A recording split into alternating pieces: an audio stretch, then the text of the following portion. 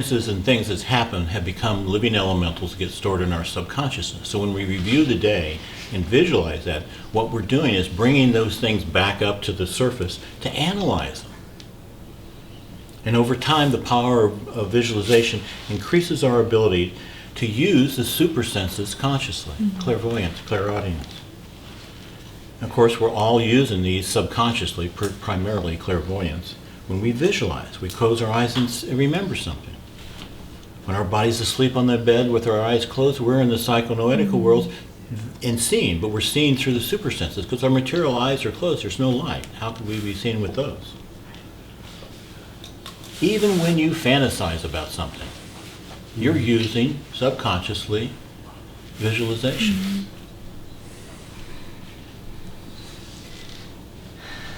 Subconsciously, we're engaging it, our super senses, but in a very limited way. Can you thinking using mind super substance also? What's that? When you think, like fantasize, is that also using the mind super substance? Sure, because you're sitting there, and first of all, this mind super substance is formless at the highest level.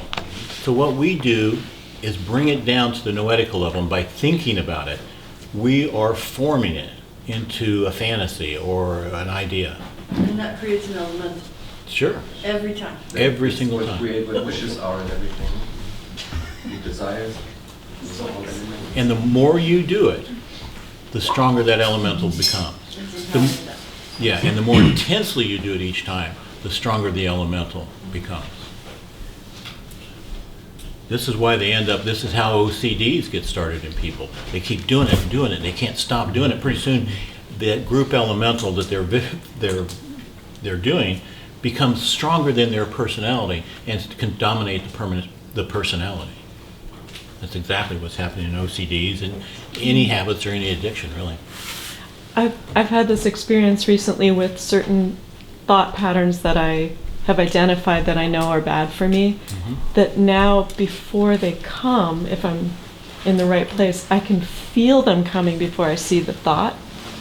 And now I can just go no and turn the thought somewhere. I'm in a good place. Yeah, I can't say that that's always happening. That's right. It's so much easier to feel them, to see them. To feel it coming on before it blossoms, and then that's a safer place to be than to let it come out and then try to deal with it.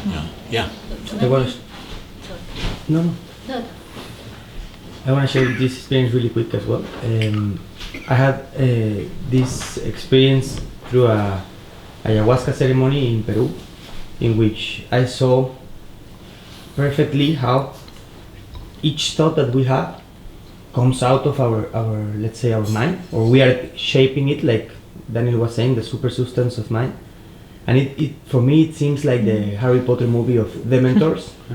So it literally it's like a form that goes and makes whatever, right? And my reflection was, even the smallest thought in a bad way of someone, the criticism or whatever, it's literally harming them in a way, you know? So, and each time we have a bad thought with whatever or whoever, we are actually having a bad thought for God, right?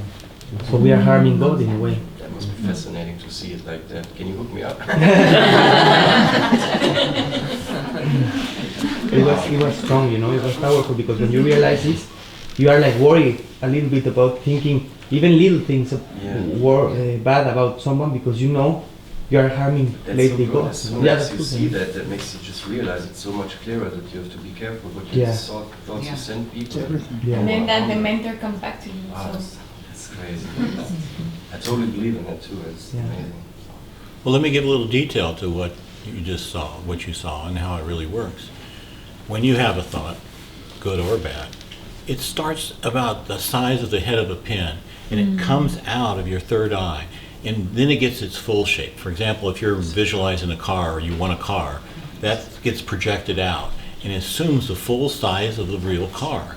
And if you pay attention when you want a car, all of a sudden you start noticing that car everywhere, because that elemental you created is trying to bring you the car. So it's drawing your attention to the car everywhere you see it. But when you have a negative one, when you think about somebody or just just a critical thought, you're not good enough or you're not doing it, just even like you said, a small one, that elemental goes directly to that person. What happens? If that person is good, the elemental completely bounces off and goes back to the sender. If that person has something corresponding a negative vibration into them, that elemental splits into two. One goes in that person and harms them, and the other one goes back to the sender and harms them. But don't think of it as like that it's this thing that's split into two halves. They are two full, equally powered elementals. It just duplicates itself.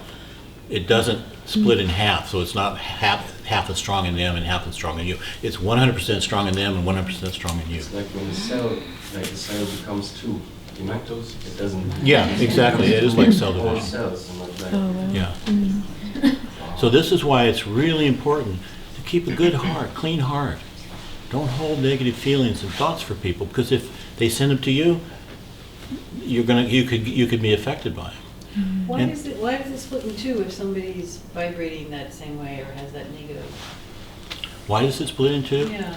I think it just is the law of attraction. It can find its way in, but it's the law of cause and effect that when you send something towards somebody, it's going to come back to you. Got it. Okay. So, and that's why we do that egg-shaped oval around us. We make this big egg-shaped oval around us of light and make it so bright, and we imprint on it, or would say implant in it, our intent. And our intent is to be protected from the negative thoughts of human beings around us. The five-pointed star protects us from something higher, but the shell protects us from people around us and the negative elementals in the environment. And negative elementals are everywhere. We're swimming in a sea of elementals, good and bad. But what we attract has to do with our vibration, what's in our heart and mind. So we want to put that, just making the shell automatically will protect you, but that's not good enough, because a lot of people in the spiritual thing, well, you send it back to them. Never send it back to them. Never send it back to them, because it becomes like a ping pong match. When it goes back to that person, they start to feel it and they start thinking about you, and then they send the thought again. Now they've empowered it more. You feel it, you send it back to them, and it just goes boom, boom, boom. And what happens is the stronger person wins in this regard.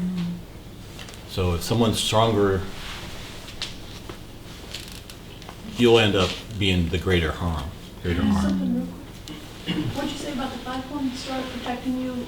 It protects you from And you visit around you? entities, not just the elementals of human beings, but there are other. I don't want to go too deeply into it because it doesn't really. World scared of what was behind my eyes as a tiny, tiny child. So this is what really scares me, is not being protected.